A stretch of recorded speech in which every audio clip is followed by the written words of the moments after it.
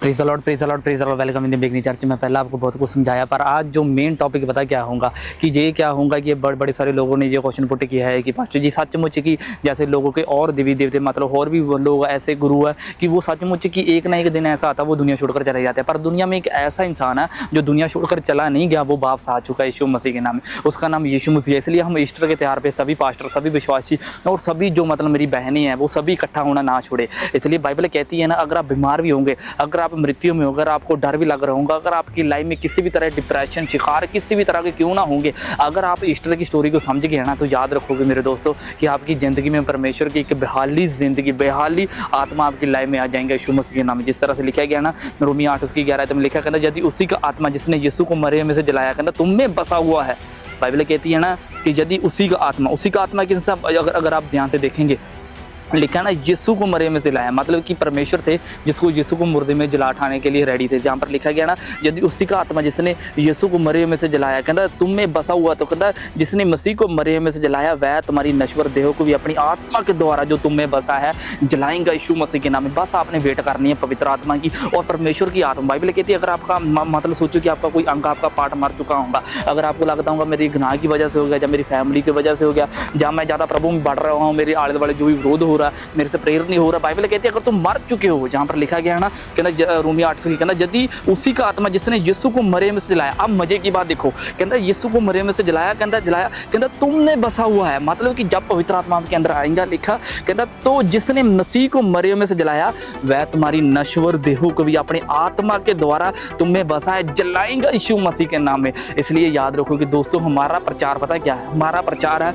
कि सिर्फ एक ही तरीके से, मतलब कि यीशु मसीह का जी उठने का। जब बाइबल कहती है जब तक यीशु मसीह आ नहीं जाता हम उसके जीवित उठने का प्रचार करते रहेंगे। जिस तरह से लिखा गया है ना 1 Corinthians 15:14 में लिखा, कहता और यदि मसीह नहीं जी उठा, याद रखो कई लोग बोलते हैं कि आपके पापों की माफ़ी नहीं है, आपके गुनाहों की माफ़ी नहीं है। मैं कहता हूँ हाँ नहीं है, अगर यीशु मसीह नहीं जी उठा तो। पर जो यीशु मसीह जी उठा है ना 1 Corinthians 15 उसकी जैसे आयत में लिखा गया है ना, हम पढ़ते हैं 1 Corinthians 15 उसकी 26 आयत में लिखा, 1 Corinthians 15 उसकी 14 आयत में लिखा, कहता यदि मसीह नहीं जी उठा तो कहता हमारा प्रचार व्यर्थ और तुम्हारा विश्वास व्यर्थ है। कहता तुम अभी भी अपने पापों में फंसे हुए हो। मतलब यीशु मसीह बाइबल कहती जी उठा है, वो पौलुस को दिखाई दिया, सभी को दिखाई दिया, एक को दिखाई दिया। अगर आप बाइबल पढ़ते बाइबल कहती सभी को दिखाई दिया, ये नहीं कि कल यीशु मसीह के चेले जो 12 था वो खास था, नहीं, बाइबल कहती 500 लोगों को दिखाई दिया।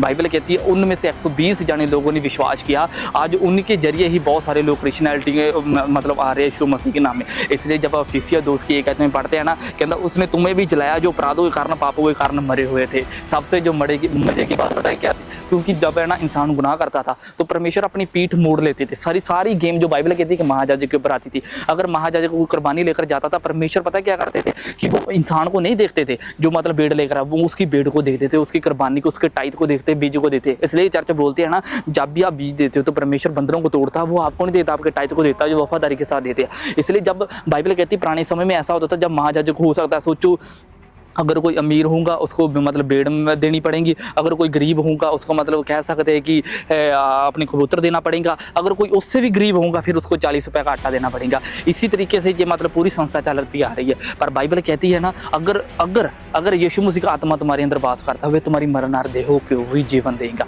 ये गुड न्यूज़ का प्रचार था। जब बाइबल कहती है यीशु मसीह जी उठा था ना तो सभी लोगों ने देखा था जो क्रूस पर चढ़ा। पर बाइबल कहती है कि जो यीशु मसीह जब जी उठा है ना तो बाइबल कहती है किसी को पता था। बाइबल कहती है धन्य वो है जिसने बाइबल कहती है बिना देखे विश्वास किया।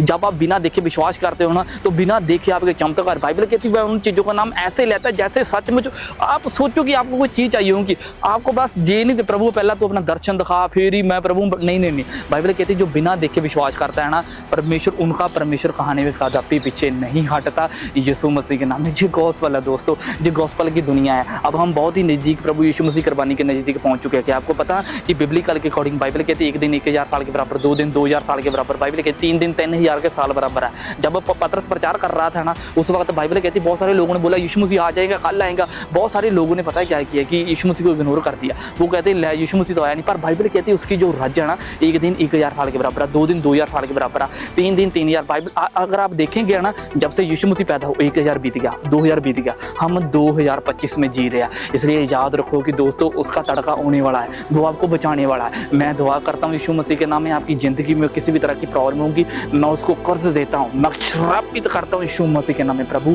मैं जानता हूँ, बाइबल कहती है अगर उसी का आत्मा तुम्हारे अंदर वास करता है तो बाइबल कहती है तुम्हारे मरणहार देह को वो जीवन दूंगा, लाइफ दूंगा, इटर्नल लाइफ दूंगा।